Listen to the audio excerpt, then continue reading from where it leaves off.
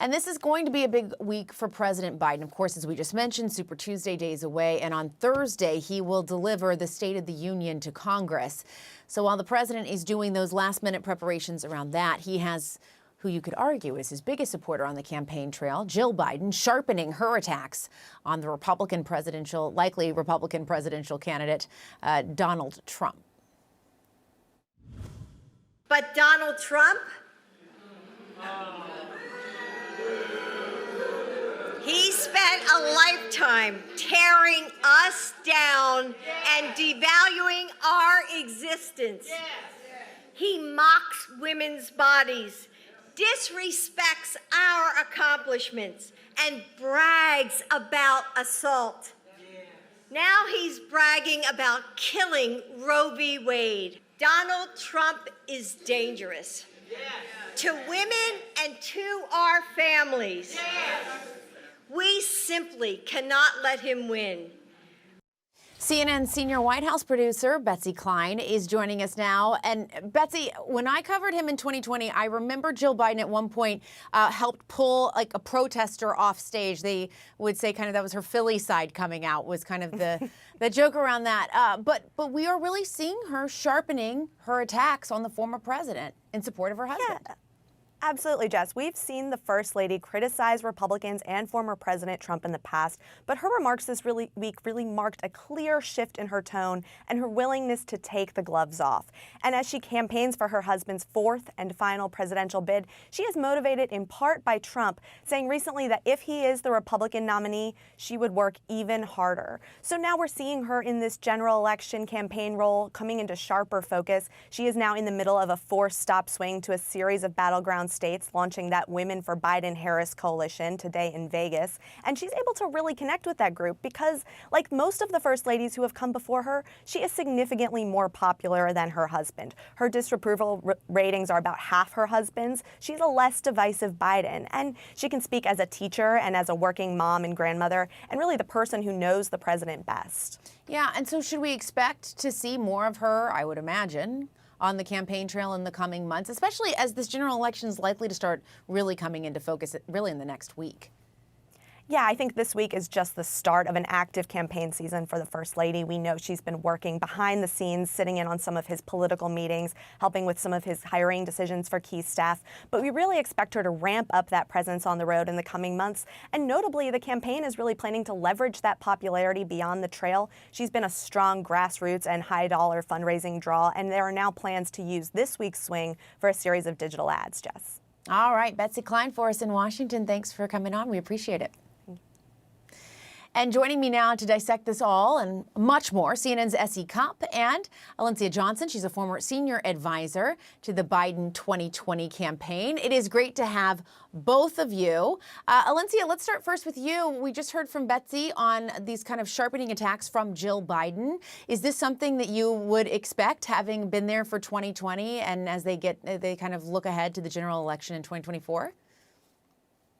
Not only do I expect for this to continue to happen, for us to actually see more of Dr. Jill Biden on the campaign trail, I actually think it's a very smart strategy, given that a key part of the base that is frustrated with Republicans' assault on women's bodies and reproductive rights and abortion are young people and women who Dr. Biden, she speaks to, right? She speaks to as a mother, as a woman, as a teacher, all of those things. And she's able to bring a bit of calmness in the way that only a first lady can, because she's not the president, who can sometimes be a polarizing figure. But she has this way of embracing people, feeling like America's friend or mother, and having that plain speak conversation with folks is a smart strategy, especially around these issues of agency and autonomy on women's bodies and the existential threat that Donald Trump is on the next generation here in this country. And Essie, first ladies often are much more popular than their husband and do have a higher popularity rating amongst Americans. That's not abnormal. Is she going to be able, you think, to move some of these critical voter bases, people that they're a little soft on their coalition, maybe women, voters of color, but also potentially these independent voters that they're going to need as well in these swing states?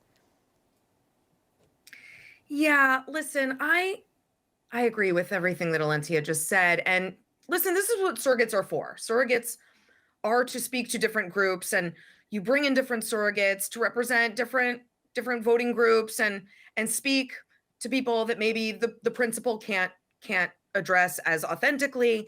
However, and Joe Biden's great. However, this is a different kind of primary, and the number one knock on Joe Biden is his age, his cognitive health, his physical health. And I think it actually just it doesn't look great to put his wife out there to speak on a lot of these issues, because I think the sort of subliminal message that some voters will get is he's not up to the job. Now, that's unfair because every campaign and candidate will send surrogates out, right? Including first ladies and kids. And that's usual and normal.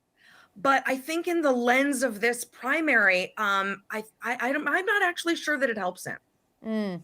Interesting point. And I want to talk too about this new New York Times polling. We have mentioned several times in the last couple of hours, one poll is a snapshot. However, Alencia, it's not a great snapshot for Joe Biden right now. You see that just generally the horse race there for who would you support in the 2024 election? Well, this is among Hispanic voters, 46% Joe Biden, 40%. That's one key demographic Joe Biden is going to need to do much better with if he's going to win. It also showed that Biden is tied with Trump among women. Why do you think these core pieces of the Biden coalition are softening on him, at least according to these numbers? Well, listen, here's what I'll say about those polls. If the election was tomorrow, I would feel extremely worried versus the election being several months away, where I'm still worried, but there's a bit of time for us to use those polls, for Democrats to use those polls as information. I'm glad we're having this conversation that the Latino population, Black voters, young voters, progressive voters are frustrated with the Biden-Harris administration for whatever reasons they may be. But there are also a lot of achievements from this White House that they should be campaigning on a lot harder when it comes to working for those communities.